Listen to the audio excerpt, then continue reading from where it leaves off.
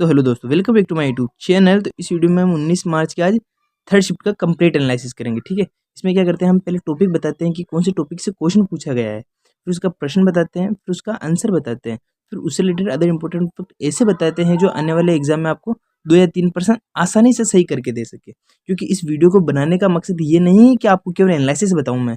इस वीडियो का एनालिसिस का माध्यम ये है कि इन एनालिसिस के माध्यम से वो अदर इंपॉर्टेंट फैक्ट वो बताऊँ जो आपको 2 या 3% आसानी से दे सके। क्योंकि आप जानते हो रेलवे और एसएससी क्या करता है, अगर क्रिकेट से अगर क्वेश्चन पूछ रहा है वो, तो आने वाले सभी एग्जाम में क्रिकेट से ही कोई ना कोई क्वेश्चन पूछता रहेगा।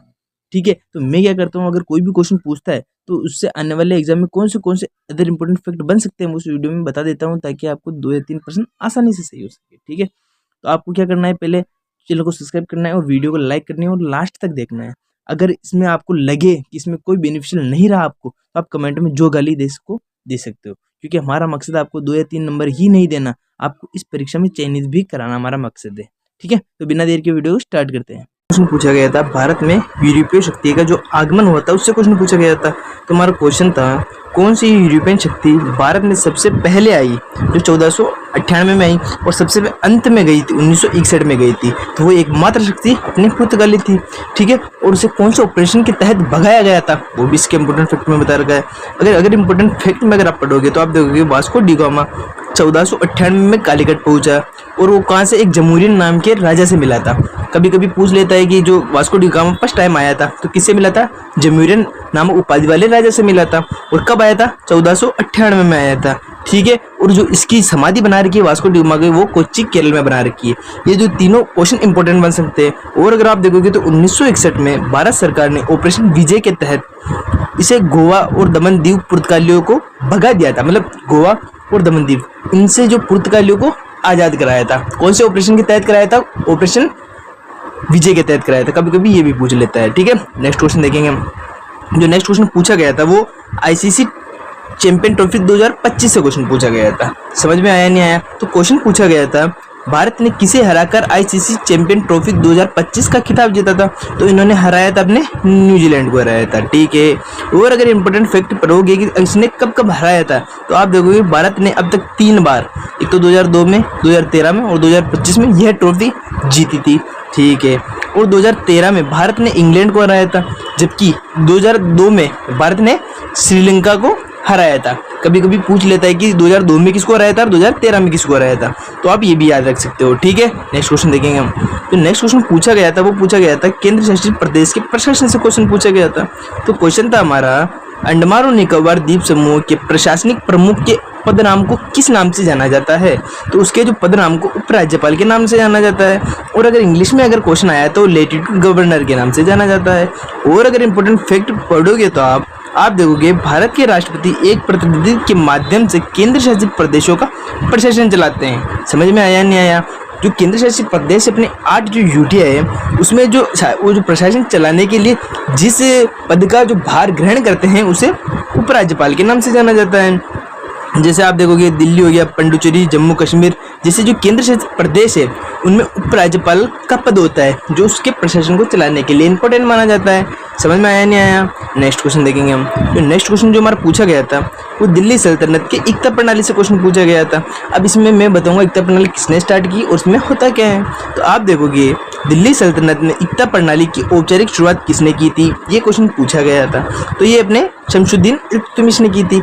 ठीक है, अगर इसके इंपॉर्टेंट अगर फैक्ट पढ़ोगे आप तो आप देखोगे इल्तुतमिश को दिल्ली सल्तनत का वास्तविक संस्थापक के नाम से जाना जाता है, क्योंकि इन्होंने अपने पावर को इकट्ठा करके लोगों की मदद करने के लिए वो सेना का इंतजाम किया था। उसने चालीसा, जिसे तुर्कान चालगामी दल का गठन किया था। इस चालीसा में क्या होता है इसका भी मैं बताता हूँ। इसमें 40 लोगों का एक समूह का गुट होता है। ठीक है, जिसमें सेनाओं को एकत्रित किया जाता है। कभी भी कोई भी प्रॉब्लम आती है तो 40 गुटों का समूह इसके पास परमानेंट व्यवस्थित रहता था। ये इसका आंसर है। ठीक है, नेक्स्ट क्वेश्चन देखेंगे हम।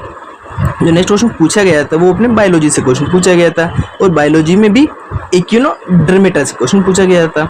तो क्वेश्चन था हमारा, एकिनोडर्मेटा में जल संविदीय तंत्र जिसे वाटर वेस्कुलर सिस्टम के नाम से जाना जाता है का मुख्य कार्य क्या होता है। ठीक है, तो इसका जो मुख्य कार्य होता है एक तो चलन और शिकार का पकड़ने का कार्य होता है, जो अपने मुंह को जो चलाने का और शिकार को जो पकड़ने का काम इसके द्वारा होता है। समझ में आया नहीं आया।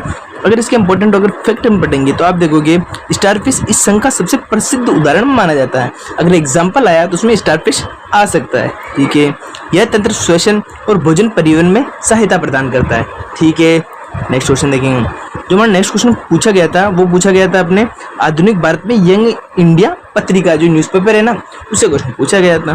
तो क्वेश्चन था हमारा अंग्रेजी साप्ताहिक पत्रिका जिसे यंग इंडिया के नाम से जाना जाता है कि संस्थापक कौन है? तो इसके संस्थापक अपने महात्मा गांधी जी है। ठीक है, अब इन्होंने इस संघ को क्यों बनाया था इसका कारण भी पूछ लेता है कभी कभी।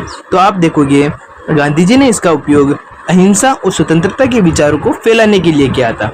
जैसे जो भी गांधी जी करते थे लोगों की भलाई करते थे और बिना किसी से लड़े लोगों को सहायता पहुंचाने का कार्य करते थे।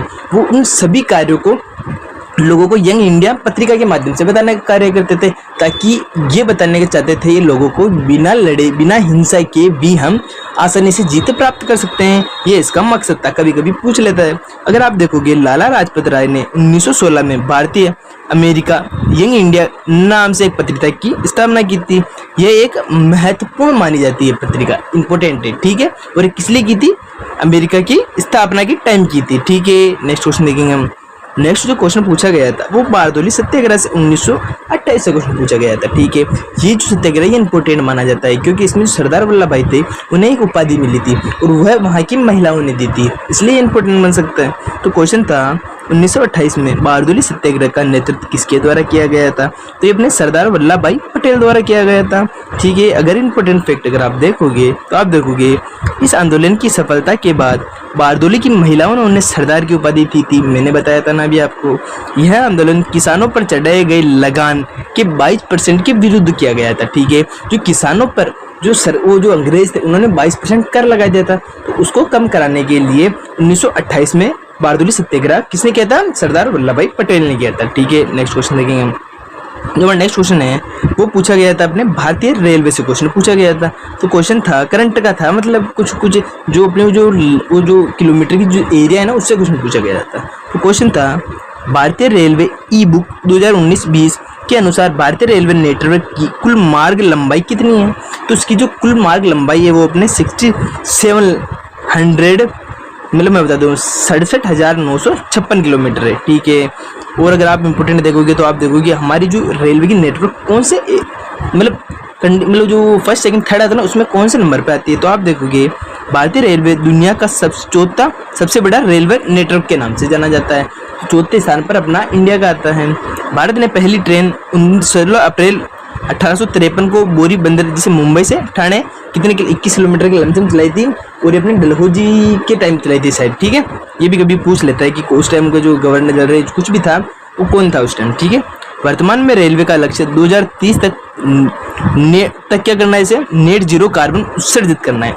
इसका मतलब मैं बताता हूँ, जो वो अभी आपने देखा कुछ जगह जो इंजन वाली ट्रेनें चलती है, ठीक है, तो जब वो उसमें कोयला या फिर कुछ भी इधर डाला जाता है तो वो जो काला काला कोयला ऊपर निकालता है ना, उससे कार्बन की मात्रा सर्वाधिक होती है जिससे वायु प्रदूषण होता है। तो उसको कम करके और लाइट की ट्रेनों को सर्वाधिक विकास करने के लिए इस मिशन का शुरुआत की गई थी। ठीक है, कभी कभी पूछ लेता है इंपॉर्टेंट फैक्ट में। अगर आप सुन रहे हो इस वीडियो को तो आपके लिए बेनिफिशियल मिल सकती है, क्योंकि इसमें हम क्या कर रहे हैं अदर इंपॉर्टेंट फैक्ट ऐसे भी बताने का प्रयास कर रहे हैं जो हमने लिखे नहीं है। ठीक है, नेक्स्ट क्वेश्चन देखेंगे हम। जो मैंने नेक्स्ट क्वेश्चन पूछा गया था वो पूछा गया था अपने किससे क्वेश्चन पूछा? बीमा क्षेत्र में एफडीआई से क्वेश्चन पूछा गया था। और कभी कभी क्या करता है वो एफडीआई की फुल फॉर्म भी पूछ लेता है। तो एफडीआई की जो फुल फॉर्म वो है फॉरेन डायरेक्ट इन्वेस्टमेंट होती है। ठीक है, तो इससे जो क्वेश्चन पूछा गया था वो पूछा गया था केंद्रीय बजट 2025-26 के अनुसार बीमा क्षेत्र जिसे इंश्योरेंस सेक्टर के नाम से जाना जाता है में एफडीआई की जो सीमा है उसे 74% से बढ़ाकर कितनी कर दी गई है? तो उसे 74% से बढ़ाकर अपने 100% कर दी गई है। ठीक है, अब एफडीआई का मतलब क्या होता है? इसका मतलब होता है प्रत्यक्ष विदेशी निवेश, फॉरेन डायरेक्ट इन्वेस्टमेंट के नाम से जाना जाता है। ठीक है, अब इसको निरंतर करने के लिए किसी न किसी कमेटी तो बना रखी होगी, तो उस कमेटी को क्या कहते हैं? ई-डाई के नाम से जाना जाता है, जिसकी जो फुल फॉर्म होती है वो होता है बीमा विनियामक और विकास प्राधिकरण के नाम से जाना जाता है। ठीक है, अब इसकी सीमा भी देख लो। एफडीआई सीमा बढ़ने से देश में विदेशी पूंजी और आधुनिक तकनीकी की आने की संभावना बढ़ती है। इसमें क्या होता है कि जो अपना ग्रोथ की जो संख्या है वो बढ़ने का प्रयास करती है। क्यों? जो फॉरेन इन्वेस्टमेंट ज़्यादा कर देते हैं तो बाहर की जो अमेरिका, भूटान मतलब बड़ी बड़ी जो कंट्रियों की जो सीमा है तो वो हमारे यहाँ पर सर्वाधिक मात्रा में इन्वेस्ट कर पाएगी, तो हमारी क्या होगी, इससे हमारी इकोनॉमी में परिवर्तन होगा। ठीक है, नेक्स्ट क्वेश्चन देखेंगे हम। तो हमारा नेक्स्ट क्वेश्चन पूछा गया था वो प्राचीन दक्षिण भारतीय साहित्य से क्वेश्चन पूछा गया था। ठीक है, तो क्वेश्चन था 326 ईसा पूर्व बीसी के आसपास दक्षिण भारत का प्राचीनतम साहित्य किस भाषा में लिखा गया था? तो वो अपने तमिल भाषा में लिखा गया था, जिसे संगम साहित्य नाम से भी जाना जाता है कभी कभी। अन्य अगर महत्वपूर्ण फैक्ट अगर हम देखेंगे तो आप देखोगे संगम काल, इसे तमिल साहित्य का स्वर्ण युग भी कहा जाता है। कभी कभी कहा जाता है कि संगम काल को और किस नाम से जाना जाता है, तो उसे स्वर्ण काल से भी जाना जाता है। मुख्य महाकाव्य कौन कौन से थे उस टाइम, ये भी पूछ लेता है। तो आप देखोगे शिल्प पादिक्राम हो गया, जिसे इलागो अडिगल द्वारा लिखा गया था, और एक मणिमेकाले भी है। ठीक है, तमिल को भारत की पहली शास्त्रीय भाषा जिसे क्लासिकल लैंग्वेज 2014-2004 में इसको क्लासिकल लैंग्वेज का दर्जा मिला था। कभी कभी पूछ लेता है, जो तमिल है उसे क्लासिकल लैंग्वेज का दर्जा किस सन में मिला था? तो अपने 2004 में मिला था। ठीक है, ये जो मैं बार बार क्वेश्चन इसलिए बोलता हूँ ताकि आपको इसी में याद हो जाए। ठीक है, दूसरा क्वेश्चन जो पूछा गया था न्यायपालिका और एआई से क्वेश्चन पूछा गया था। तो क्वेश्चन था हमारा जनवरी 2026 में कौन सा उच्च न्यायालय भारी भरकम केस रिकॉर्ड के विश्लेषण के लिए एआई प्रणाली सुप्रीम कोर्ट्स का उपयोग करने वाला पहला न्यायालय बन गया है? जो अपनी एआई टूल है उसका उपयोग करने वाला फर्स्ट न्यायालय कौन सा बन गया है? ये क्वेश्चन पूछा गया था शॉर्ट में। तो इसका आंसर था मद्रास उच्च न्यायालय था। ठीक है, कभी कभी रिट जो जारी होती है वो 226 के अनुसार उच्च न्यायालय से जारी होती है। ठीक है, ये मैंने बता दिया आपको। ठीक है, और जो अब उच्च न्यायालय का नाम आ गया तो मैं एक बात बता देता हूँ, हाई कोर्ट अपने पास टोटल 25 है, जिसमें सिक्किम और गोवा में अभी तक कोई भी हाई कोर्ट नहीं है। ठीक है, कभी कभी पूछ लेता है। भारत में वर्तमान में कुल 25 उच्च न्यायालय हैं। ठीक है, सुप्रीम कोर्ट ने अनुवाद के लिए सुवास नामक एआई टूल विकसित किया है, जो अपने वो कन्वर्ट नहीं कहते कि जैसे कोई बोल रहा है कि इस लैंग्वेज में कुछ बोलता है तो उसे कन्वर्ट करने के लिए सुवास नामक एआई टूल विकसित किया गया है। न्यायालयों में एआई का उपयोग केवल सहायता के लिए ही नहीं, अंतिम कानून में निर्णय और न्यायाधीश के लिए भी किया जाता है।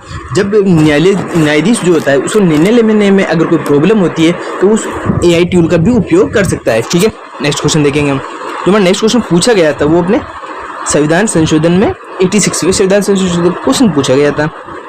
इसमें जो क्वेश्चन था वो फैक्ट में था, 4 ऑप्शन दे रखे थे, उसमें पूछा था कौन सा नहीं है। तो इसमें जो मैं बताता हूँ 86वें संविधान संशोधन अधिनियम 2002 द्वारा कौन सा प्रावधान नहीं जोड़ा गया था। ठीक है, इससे क्वेश्चन था। तो 86 से कौन सा जोड़ा गया था मैं बता देता हूँ। जो शिक्षा का अधिकार है 6 से 14 साल के जो बच्चों के लिए अधिकार है उसको इसके माध्यम से जोड़ा गया था। ठीक है, जो इसमें जो वो अगला क्वेश्चन था वो था संपत्ति का अधिकार। ठीक है, जिसे 44वें संविधान संशोधन 1978 में जोड़ा गया था। ठीक है, जिसे इसे ना वो क्या कहते हैं, मौलिक अधिकार की सूची से हटाकर लीगल अधिकार की सूची में आर्टिकल 300A में डाल दिया गया था। ठीक है, कभी कभी पूछ लेता है कहाँ पर डाला था।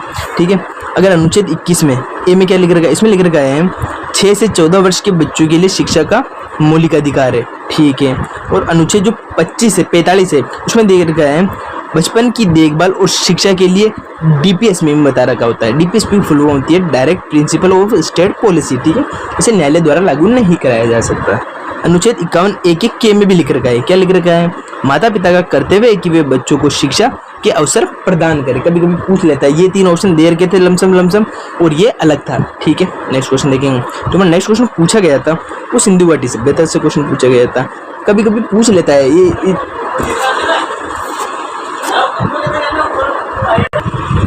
तो जो हमारा क्वेश्चन पूछा गया था वो सिंधु घाटी सभ्यता से क्वेश्चन पूछा गया था।